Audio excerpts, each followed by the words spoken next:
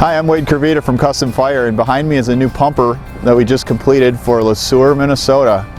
This truck is built on a Spartan MetroStar cab, which is built for an enclosed top mount pump controls, and behind it is a stainless steel pumper rescue body with a 1,200 gallon poly tank and a 1,500 gallon per minute Waterous single stage fire pump. Starting at the front of this truck, you can notice we have an extended front bumper, and within the bumper we have a mechanical cue siren and electronic speaker. Below the bumper you can see that we mounted the air horns because the bumper is really dedicated to a couple cross-lace style hose wells. Each one will carry 200 feet of 1 3/4 fire hose, and they'll pay out either side of the bumper. As I mentioned, the pump controls for this truck are inside the cab, and we'll get to that in a bit. But for now, I'm just going to point out that the pump module is pretty compact. We don't have any crosslays or speedlays in it, so it allowed us to make it very compact, thereby shortening the pump house and allowing a longer body and just keeping the overall truck in decent proportions. We did bed liner over the side panels on the fire pump, and then up above we have an access door for Stokes basket storage, as well as an access door to service the controls and just access the pump for inspection. This compartment here is like a sleeve that goes transverse with a door on each side, so they can access Stokes basket or perhaps a little Giant if they care to store that here. With the compartment doors up, you can see that they spent a lot of time laying out the various compartments. In the front portion we have a refrigerator, and then we have like a chest of tool drawers that each roll out independently. And then up above we have our tool tab mounting boards. Now that's panels that we make at CustomFIRE with laser cut slots in them, and then we have a series of tool brackets that will friction fit into the slots to allow just an organized way to carry and mount your various tools and accessories. We make this chest of drawers here at CustomFIRE, and we're able to build them in any width or depth and really any drawer height, but they typically range from 3 to 10 inches. And this one has a range of sizes, giving them a good variety and ability to carry different sorts of equipment, tools. You know, we'll see them put gated Ys in here, or ground monitors, or deck gun bases, but obviously you see a lot of, you know, just basic hand tools and cordless tools as well. You can see here that we have a swing out tool board over the rear wheels. And then on the back wall and on the back side of this tool board, we have some TNT tools and Halligan tools in our tool tab brackets. We have 3 slide out tool boards in the rear driver's side compartment, and then each one of those also has the tool tab slots. And then you can see we've mounted some brackets and pockets to carry Halligan tools, and then I think this is going to be for an axe. And just, you know, we have it for high-rise packs, bolt cutters, Halligan bars, just pretty much any tool you see on a pumper or rescue truck. We're developing a set of tool mounting brackets kind of as needed. I said it earlier, and I'll say it again here, that this is a stainless steel pump module and apparatus body, and underneath the body is a full tubular stainless steel support structure. That's how we build every truck that we make here. It's all 304 tubular stainless steel, and it's rubber mounted ahead of the rear wheels and rigid mounted behind the rear wheels. And if you look at a steel subframe over time, you'll see the benefits of having stainless steel underneath that. We put a lifetime warranty on that subframe against any sort of fatigue, cracking, structural failure, and certainly corrosion. The apparatus body itself is a combination of 12 and 14 gauge 304 brushed stainless steel. And if you're familiar with CustomFIRE, you know that we bolt our apparatus bodies together. We do not weld them. All the parts here have been 3D modeled, laser cut in-house, and fabricated on our CNC 5-axis press brake for superior precision. So we're designing everything in Pro Engineer software, sending it to our laser in-house, cutting it with near perfect tolerance, and then fabricating it again with near perfect tolerance on that 5-axis CNC press brake. And that just ensures superior fit and finish. When you've got as many different components in the apparatus body, and they all need to fit together with tight precision, and you're bolting everything together, it has to be perfect, and it is at CustomFIRE. We're not welding anything, we're not distorting metal with heat, we don't have to jig anything up, and you're not going to see any stress fractures or cracks over time. Another attribute of our bolted construction that we've experienced for many years now is the superior repairability versus a welded or extruded style of truck. If the truck encounters damage, we can easily replicate and replace the apparatus body parts. Whether it's a stainless body or an aluminum body, we can simply unbolt the damaged pieces and replace them with pretty minimal downtime. I'm standing in the back of their chassis cab, and you can see behind me is the enclosed top mount control panel. And on their truck, they elected to stick with the Waterous electric discharge valves that they have on their prior pumpers. And it allows a great availability to just kind of lay everything out in an orderly fashion. We have the passenger side outlets over here, driver's side over here, and then the pre-connects kind of centrally located. And then we created a top-down view on our Pump Pilot display with colored lines and backgrounds for each corresponding discharge. Something unique about this truck is the green background area is pretty much dedicated to their Decon line. They have a hot cold water decontamination discharge with a hose reel at the back of the truck. And so you can just operate the hose reel discharge with this air valve. We have some blend valves here for hot and cold water. And then we have an air blowout, so we can blow the water out of the reel so it doesn't freeze and do any damage. And then we have a heater control for the hot water heater. Then up above, you'll notice we have a VMUX Vista display. And this is getting fairly common on different trucks. We have different menus to control different lighting. We can also get different camera displays in here. And just makes a nice kind of condensed control environment for the pump operator. Now this is an extra long 4-door cab, so it's 74 inches from the axle to the back of the cab. It's the longest Spartan cab available. And where we would normally maybe have seating, forward-facing seating here, they elected to do 3 rear-facing seats and then have some cabinetry on each side. So we have some shelves and lighting in there, but it's just a nice accessible way to carry gear that you might want to access within the cab. Above that, we have our light tower control, which you saw extended earlier, and then a dual head radio control on the upper left side. And then while we're in here, I'll just point out that this truck does have the Spartan airbag side curtain impact rollover protection airbags.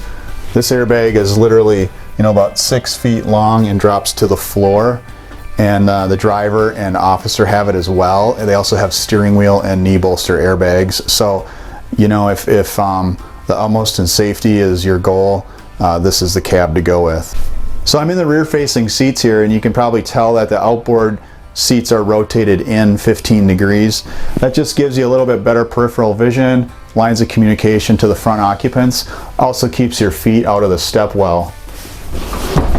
And these are the Bostrom fold and hold seats. So they don't just spring up on their own, which is kind of irritating. They will actually stay down or stay up, whatever you choose. Between the seats, we've installed some USB charger ports. So just the more and more equipment is taking 12-volt charging through USB. So we provided some of those accommodations here as well. And then the windows in the cab are all power operated. The cab's obviously heated and air conditioned, and then it's painted with the easy to clean gray interior that we're seeing on more and more Spartan chassis. All right, I'm excited to tell you about the back end of this truck. I've said in many videos prior to this that many trucks are designed from the back forward, and what I mean by that is you take into account your hard hose storage, your ladders, your hose bed capacity, and then also just the accessibility and the orientation that you want those in. Oftentimes we're sliding ladders and hard hose in the back. This one we have a ladder rack, and we do slide the hard hose in the back, but we have a unique configuration whereby we have a walkway up the middle. This is getting kind of popular now. I think this is the 3rd or 4th truck we've done like this, and we have more coming. But we basically pushed the hose bed out to the sides where you'd normally have your catwalk up above, and we did more of like a heavy rescue style walkway down the center. It just provides awesome accessibility and safety when you're up there flanking hose or reloading. So we have our swing out drop down ladder. It's all stainless steel, it's never going to corrode, and extremely sturdy. People really love this ladder. We make it in all sorts of different widths and heights. But also next to it, you'll see a booster reel. We notched the back of the tank to have a little pocket for the booster reel to fit in. And then we have a 10-foot length of hard hose with a strainer sliding in above the rear intake. So hose beds on each side are obviously covered under hinged hose bed covers. And then we have this walkway up between here. And these guys asked us to add in some of these trailer style cleat strips, which allows them to just attach some straps to secure equipment that they might want to carry in their walkway. All right, on the back of the cab, we mounted a series of LED warning lights, and we're driving these with the traffic advisor, so they're going to have great exposure at a distance at the highest point of the vehicle here. Now below my feet is the air conditioning condenser that I mentioned earlier, and then in the dunnage well ahead of the hose beds we have a recessed Wilbert Profiler LED light tower. The front of the walkway, we've got the poly fill stacks for foam and water, and then on each side again we have the hose beds, one for supply hose and over here more for 2.5. On the officer side of the truck, you can see here that we have our ladder rack over the rear wheels, and in this case we rotated the ladders 90 degrees so they ride on beam, and then they lay flat when the ladder rack is lowered. And we did that to minimize the width profile on top of the body. It fits nicely next to the hose bed rather than having to have the ladders sit above the hose bed. So we can pull the ladders out the front, or they will come out the rear as well. They're fully enclosed, so they're going to stay clean. They're not going to get built up with dirt and grime or ice or snow while in transit. And then of course I can still get into the compartments even with the ladder rack down. On the officer side, we also have nice deep compartments. You can see that we have a row of air bottle storage ahead of the rear wheels. And then we have a couple additional bottle spots in the wheel wells.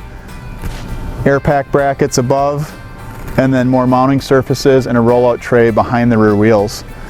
One thing I'll point out that you might not find obvious is that when you don't do those large triangular compartments for 3 air bottles, you don't need your wheel well to be so high. So in this case, we brought the height of the wheel well down.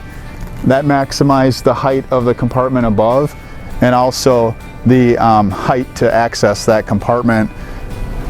Those triple bottle compartments typically require you to raise your wheel well about 4 inches, so that just cuts out of this space. And you know, space is a premium. Everybody talks about available real estate on trucks, and I'll just point out that with the lower wheel well, we're getting a taller compartment here, and with the single arm ladder rack, yes, we're losing some width over the rear wheels, but if you had a dual arm, think about the back of the truck and the front of the body. You'd be blocking that Stokes basket door. You wouldn't have a handrail there. You also would have to alter your lighting and your steps or whatever is mounted on the back of the truck in the name of that dual arm ladder rack. So this is going to carry cribbing, and they didn't want it to like shift and fall off the tray in the compartment, so we did like raised sides around it. We have sloped trays for air bottle storage, a double-sided swing-out tool board, and then additional mounting surface back here, and then power strips in the compartments as well. And as with the driver's side, we have an access door for the Stokes sleeve, and then in here you're going to see the components of the Decon system, and it's fed to the booster reel in the back of the body. So this is the Decon line. It's fed by an air-operated diaphragm pump, and you can see we're getting pretty good pressure and flow.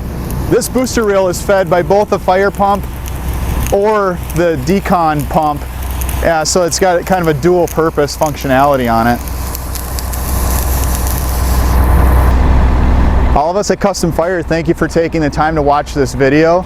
We're excited to see these guys put this truck in service. And if you're in the market for a new fire apparatus, we'd really love to hear from you. Thanks for watching. I'm Wayde Kirvida from CustomFIRE. You can see us at CustomFIRE.com or on Facebook.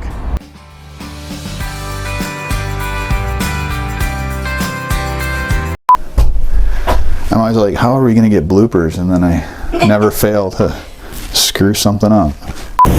So, hello, hi. Am I in this thing? Portion of the bumper, the great portion of it. And in the event of like an unfortunate, where we can do a so we just created this. It's the last time I eat peanut butter before I do a video. Tubular stainless steel subframe. Out of here. Oh, and pretend that there's hose attached to this, because if there was, it would come out with the strainer and go into the folding tank, which, trust me, it works. Oh, whatever. You don't have to use that.